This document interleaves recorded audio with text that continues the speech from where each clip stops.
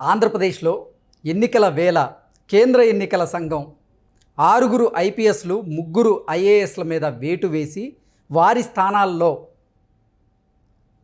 ఐపీఎస్లను ఐఏఎస్లను నియమించినటువంటి క్రమంలో కొత్తగా వచ్చిన ఐపీఎస్లు కూడా అధికార పార్టీకి అండదండలుగా ఉండేవారని, అధికార పార్టీ మెప్పు కోసం ప్రతిపక్షాలను సైతం తొక్కేసిన చరిత్ర వారిది.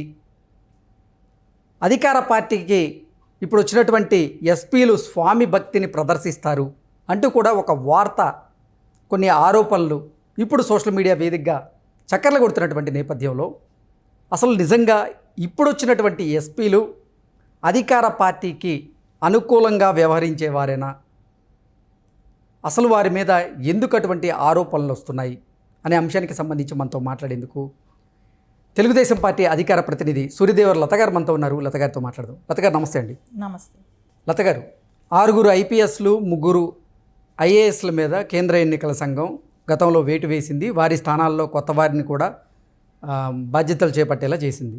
అయితే ఇప్పుడు వచ్చినటువంటి ఎస్పీలు కూడా అధికార పార్టీకి అండదండగా ఉండేవారని, అలాగే అధికార పార్టీ మెప్పు కోసం ప్రతిపక్షాలను సైతం అణిచివేసినటువంటి చరిత్ర వారిది. అధికార పార్టీ కోసం ఇప్పుడున్న ఐపీఎస్లు కూడా స్వామి భక్తిని ప్రదర్శించేవారే అంటూ కూడా కొన్ని ఆరోపణలు వస్తున్నాయి. కొన్ని వార్తలు కూడా బయటకు వస్తున్నటువంటి నేపథ్యంలో ఏంటి నిజంగా ఇప్పుడు వచ్చిన ఎస్పీల పరిస్థితి ఏంటి? ఇప్పుడు వచ్చినటువంటి ఎస్పీలు కూడా అధికార పార్టీకి తొత్తులుగానే ఉన్నారని మీరు భావిస్తారా? అంటే ఎట్లా చెప్తారు? మనం చూసే కొద్దిగా కూడా ఎలా అనిపిస్తుంది అంటే వీళ్ళందరూ కూడా అంటే పక్క జిల్లాల్లో వాళ్ళే.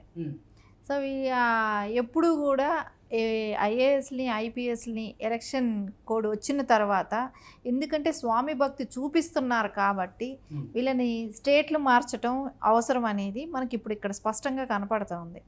ఎందుకంటే ఇప్పుడు నెల్లూరు జిల్లాకి వేసిన ఆరిఫ్ గారు ఎస్పీగా ఉన్న అతను 2022లో గుంటూరుకి ఎస్పీగా చేశారు. సో ఆ టైంలో తెలుగుదేశం పార్టీ ఆఫీస్ మీద రాళ్లతో కత్తులతో గడ్డపార్లు తీసుకొచ్చి పార్టీ ఆఫీస్ని అద్దాలు పగలగొట్టిన వాళ్ళ మీద 141 నోటీస్ ఇచ్చేసేసి వాళ్ళని విడుదల చేసేసారు. సో ఎవ్వరి మీద కూడా కేసు లేదు. సో అంత దారుణం. అంటే అక్కడికి వచ్చి కుర్చీలు పగలగొట్టి సీసీ ఫుటేజ్తో సహా అందిస్తే కూడా ఎవరి మీద కూడా యాక్షన్ తీసుకోలేదు. అంటే అక్కడ మనకు అనిపిస్తుంది కదా, అంటే ఎస్పీకి తెలిసే ఆ రోజు ఆ దారుణం జరిగింది అనేది. అంటే ఆ రోజు కొట్టడమే కానివ్వండి, ఆ రిసెప్షన్లో అద్దాల పగల కొట్టడమే కానీ అన్నీ మనం టీవీలో విజువల్స్ చూసాం, అందరూ చూసారు, ప్రజలందరూ కూడా. ఎప్పుడూ కూడా ఎక్కడా కూడా ఒక అపోజిషన్ పార్టీ మీద ఇంట్లాగా రౌడీ మూకలుగా వెళ్ళి పడింది లేదు.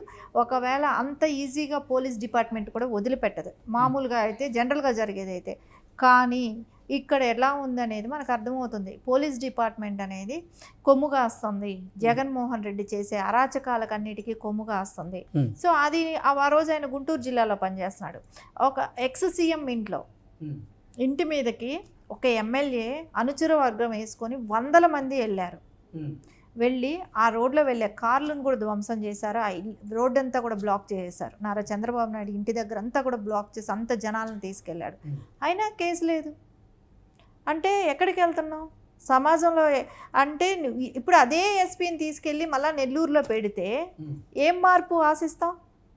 అంటే నేను ఎగ్జాంపుల్ ఒక ఎస్పీ చెప్పా. సో ఇట్లాంటివి అందరికీ ఉన్నాయి చరిత్ర. నేను ఎగ్జాంపుల్ ఒకళ్ళకి చెప్పాను. అంటే దీనిలో చూస్తుంటే అర్థమవుతుంది ఏంటంటే ఒక సిఎస్ను మారిస్తే కానీ ఇవన్నీ కంట్రోల్ అవ్వదు. ఇప్పుడు వాళ్ళకి ఏంటంటే ఇదే జిల్లా వాళ్ళని పక్క జిల్లాలో అలా వేసుకెళ్తున్నారే కానీ వీళ్ళందరినీ తీసేసి ప్రక్షాళన అంటే ఎలా జరగాలంటే సిఎస్ని మార్చాలి, డీజీపీని మార్చాలి, ఈ ప్రతి డిపార్ట్మెంట్ ఈ ఎస్పీలని కలెక్టర్స్ని కూడా అందరినీ కూడా పక్క రాష్ట్రాలకు పంపించాలి. సో పక్క రాష్ట్రాల వాళ్ళని తీసుకురావాలి. ఎందుకంటే వీళ్ళు ఒక స్వామి భక్తి అనేది చూపుతున్నారనేది పక్క జిల్లాల్లో మనం చూసాం. అదే వాళ్ళని తీసుకొచ్చి మళ్ళీ అక్కడ పెడితే ఏం న్యాయం జరుగుతుంది? సో ఈరోజు పురంధరేశ్వరి గారు కూడా ఒక 20 మందిని ఎస్పీలని మార్చాలని చెప్పి కోరటం జరిగింది ఈసీని. మొత్తం 22 మంది సివిల్ సర్వెంట్లని మార్చాలి అంటూ కూడా ఆవిడ ఈసీకి లేఖ రాశారు నిన్న. ఈసీకి లేఖ రాయటం జరిగింది. కానీ రాయటం కరెక్టే, కానీ ఇప్పుడు మనకు అర్థమవుతుంది ఏంటి, వీళ్ళు గతంలో చేసినవి అన్ని పక్క జిల్లాల్లో వీళ్ళు స్వామి భక్తిని చాటుకున్న వాళ్ళు ఇక మీదైనా కూడా ఏం న్యాయం చేస్తారు?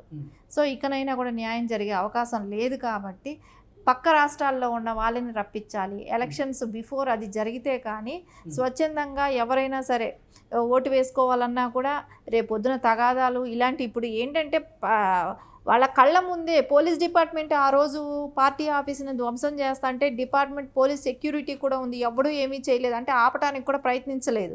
సో అన్నప్పుడు మనకు అర్థమవుతుంది అమరావతి ఉద్యమంలో మహిళలు 1200 రోజులు కంప్లీట్ అయిందని వాళ్ళు ఇచ్చేస్తుంటే అక్కడికి వెళ్ళిన వాళ్ళని కూడా నాయకుల్ని కూడా ఆ రోజు రాళ్లతో కార్ల మీద దాడి చేసినప్పుడు కూడా ఆ రోజు కూడా ఏమీ చేయలేదు. అక్కడ పోలీసు ఉంది కదా, అంటే పోలీసు ఉన్న వాళ్ళ కళ్ళ ముందే జరుగుతున్నా కూడా కేసులు పెట్టట్లేదు అని అంటే ఇప్పుడు అదే ఎస్పీలు రేపు పొద్దున మళ్ళీ ఇంకేం న్యాయం జరుగుతుంది?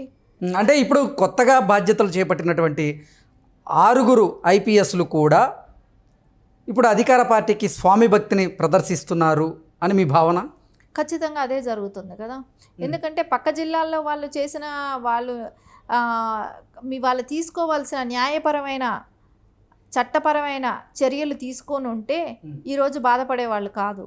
కానీ వాళ్ళు అక్కడ చూపెట్టలేదే. 2022, 2021 వాళ్ళు పక్క స్టేట్లలో పక్క జిల్లాల్లో పనిచేశారు. సో గుంటూరులో ఉన్న ఆయన్ని ఇప్పుడు నెల్లూరులో వేశారు, ఇంకో అనంతపురం ఆయన తీసుకొచ్చి ఇంకో చోట ఇట్లా పక్క జిల్లాల్లో వేసిన మూలాన ఎక్కడ న్యాయం జరుగుతుంది? వాళ్ళని ఎవరైతే తీసుకొచ్చారో ఎప్పుడైనా జగన్మోహన్ రెడ్డితో టచ్ ఉన్నది కానీ వాళ్ళు పక్క జిల్లాకి వెళ్ళారు, అంత మాత్రాన స్వామి భక్తి ఎక్కడ మారుతుంది? మారే ఛాన్సే లేదు. ఖచ్చితంగా వాళ్ళని మొత్తం స్టేట్ నుంచే పంపిస్తే కానీ న్యాయం జరిగే అవకాశమే లేదు. వాళ్ళని స్టేట్ నుంచి బదిలీ చేయాల్సిన అవసరం ఖచ్చితంగా కనపడుతూనే ఉంది. వాళ్ళు అలాగే ఉంటే రేపొద్దున ఇంకెన్ని ఘోరాలు జరుగుతాయో, ఇంకెన్ని హత్యలు జరుగుతాయో. ఇప్పుడు మనం చూసాం ఎక్కడైనా కూడా వాలంటీర్లు కానీ ఇది వాలంటరీ వ్యవస్థే కానివ్వండి, ఇప్పుడు వృద్ధులు ఫెన్షన్లోనే కానివ్వండి, ఏమైనా చచ్చిపోతున్నారంటే కూడా వీళ్ళే లెక్కలేసేస్తాం, ఎస్పీలే లెక్కలేసేసి పంపించేస్తున్నారు సీఎంకి. అంటే ఇంతమంది చచ్చిపోయారని చెప్పండి అని ముందే శవరాజకీయాలు చేసేదానికి నెంబర్ 1గా ఉన్న జగన్మోహన్ రెడ్డి ఇలాంటి వాటికి ఇంకా ఆజ్యం పోస్తూ వీళ్ళు అధికారులు కూడా అలా చేస్తున్నారనుకోండి, ఖచ్చితంగా దీని మూలాన రేపు ప్రజలు ఇబ్బంది పడతారు. రేపు ఎలక్షన్లు ఓటింగ్ కూడా సజావుగా జరగదనేది మనకు ఖచ్చితంగా కనపడుతూనే ఉంది.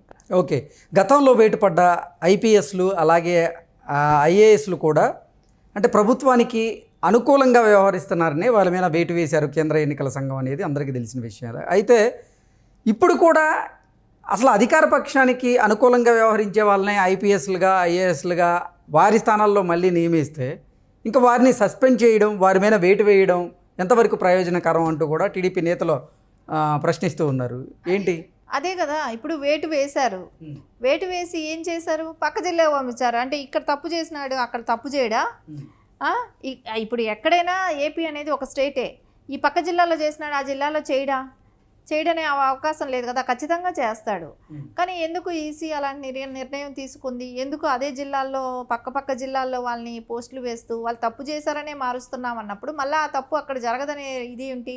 మీరు స్టేట్ మార్చాలనే కోరుకుంటున్నారు. ప్రతి ఒక్కళ్ళు ఏ నాయకుడైనా ఎవరైనా కూడా సజావుగా రేపు ఎన్నికలు జరగాలంటే వాళ్ళని ఈ స్టేట్ నుంచి పంపించి వేరే కొత్త వాళ్ళని తీసుకొచ్చి ఈ స్టేట్లో పెట్టడం అనేది రేపు పొద్దున ఎవరికైనా కూడా ప్రాణానికి భరోసా అనేది దొరుకుతుంది అని అంటే అది చేస్తేనే దొరుకుతుంది. ఓకే అండి, thank you so much. Thank you.